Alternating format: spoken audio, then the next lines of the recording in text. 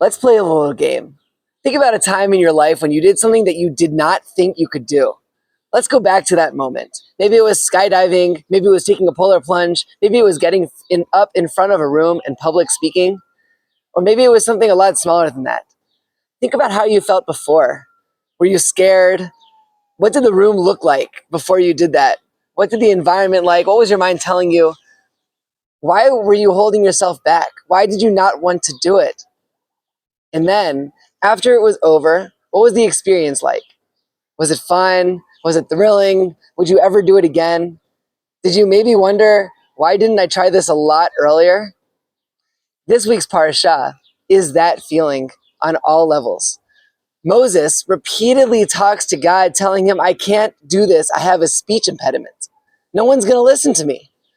The Jews don't even listen to Moses when he tells them that he's going to save them, because it says they're out of breath, meaning that they've already embodied and embraced the slavery mindset for so long that they don't even believe that redemption is possible.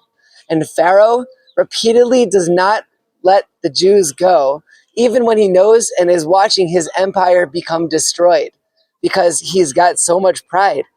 They're all examples of victimhood. They're clinging and hanging on to the weaknesses that they've had in the past and failing to make the right decision to move forward into the future.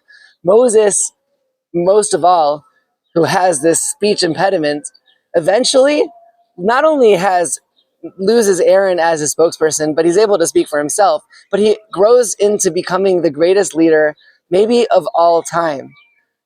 He was able to let go. Pharaoh, however, never let go. He held on to the slaves for the pride, for the honor, the kavod, the respect of his ancestors. How could he be the weak link to let them go? He ends up paying a heavy price and watches his empire become completely destroyed.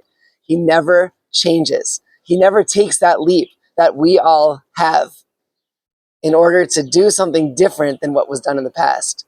Jeff Bezos, the founder and CEO of Amazon, has the quote saying, people who are right a lot change their mind a lot.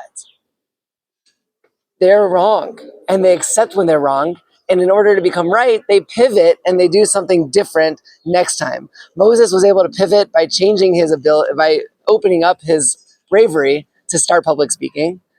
The Jews eventually got past that slavery mindset, and Pharaoh didn't. Now, who are you going to be? Are you going to continue to take those polar plunges? Are you going to continue to push yourself into those limits and find out what is next? Or are you going to hang on to the realities of yesterday and let those dictate and hold you back from achieving your future potential? Listen, you're strong enough to hold yourself back, but you're also strong enough to completely change and experience a whole new tomorrow based on the new realities and the new lessons you're learning today. So let go. Abraham did, and that's why we ended up leaving the city where he's from, Ur Kasdim, and went to Eretz Canaan. Eventually, that opened up all of the possibility for him to become the father of our nation. Moses did it as the leader of the Jewish people, and the Jewish people did it when we left Egypt, becoming a nation no longer slaves, but leaders. How are you going to carry that torch into your life?